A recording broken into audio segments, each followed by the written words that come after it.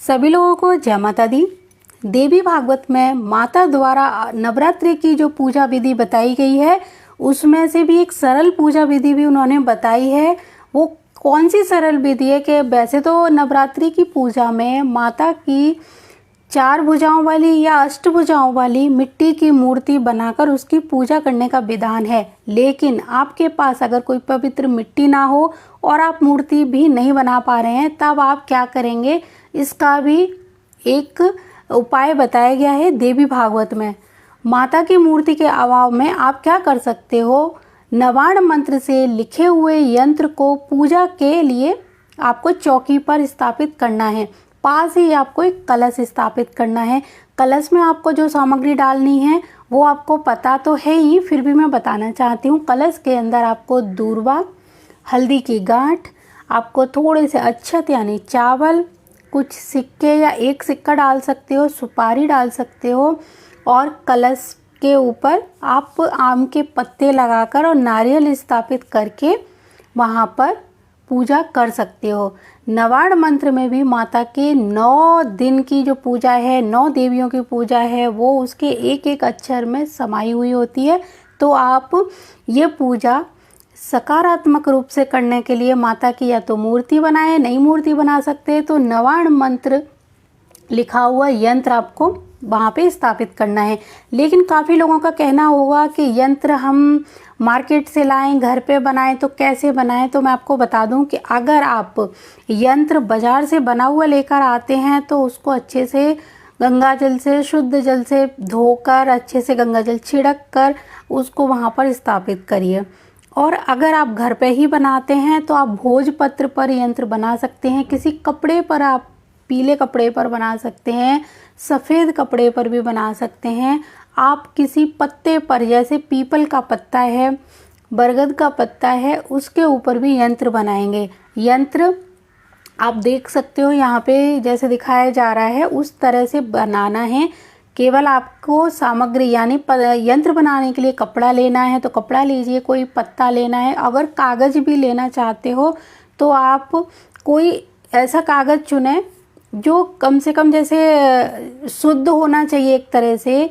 घर पे किसी भी कॉपी से फाड़ के कागज़ यूज़ ना करें तो ज़्यादा अच्छा रहेगा, नहीं तो कोशिश यही हो भोजपत्र आपको मिल जाए। वैसे पूजा की दुकानों पे बहुत आसानी से मिल जाता है भोजपत्र, तो भोजपत्र पर आप बना लीजिए, नहीं तो किसी कपड़े पे, सफ़ेद या पीले कपड़े पर भी। यंत्र आपको किस चीज़ से बनाना है, या तो आप हल्दी से बनाइए, हल्दी नहीं है आपके पास तो कुमकुम से बना सकते हैं, लेकिन हल्दी या केसर से आप ये यंत्र बनाते हैं तो बहुत ही ज़्यादा अच्छा रहता है।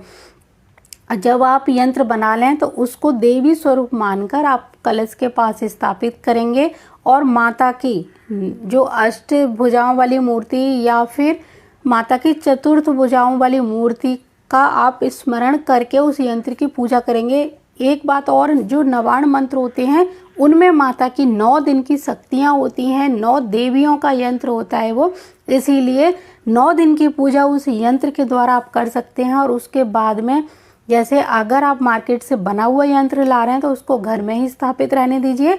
अगर आप किसी पत्ते पर बना रहे हैं तो उस यंत्र को आप जल में प्रवाहित कर सकते हैं, स्वच्छ जल में, या फिर अपने मिट्टी के किसी गमले के अंदर दबा सकते हैं, ज़मीन के अंदर दबा सकते हैं।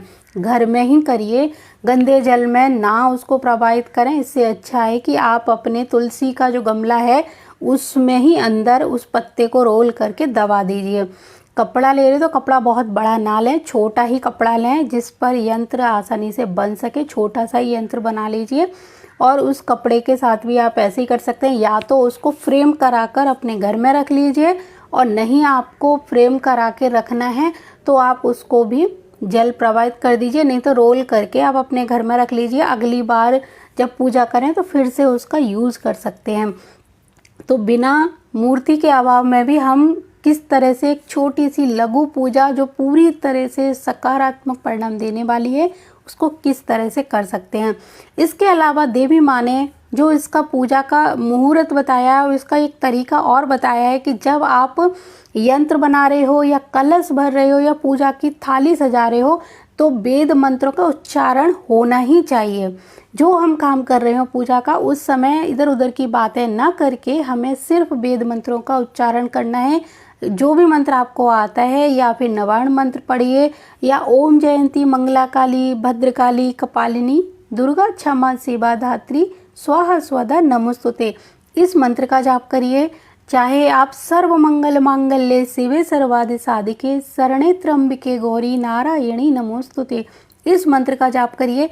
और नहीं तो ओम दुम दुर्गाय नमः आप इतना भी बोल सकते हैं।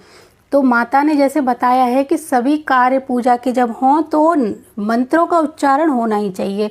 मंगल गीत गा सकते हो आप, ठीक है। इसके अलावा आपको जो एक मुख्य तिथि पता कर लेते हैं, जैसे नंदा तिथि होती है, अर्थात प्रतिपदा में हस्त नक्षत्र हो, उस समय अगर ये पूजा की जाती है तो ये अति उत्तम फल को देने वाली है। ये देवी भागवत में माता के मुख से निकली हुई वाणी है।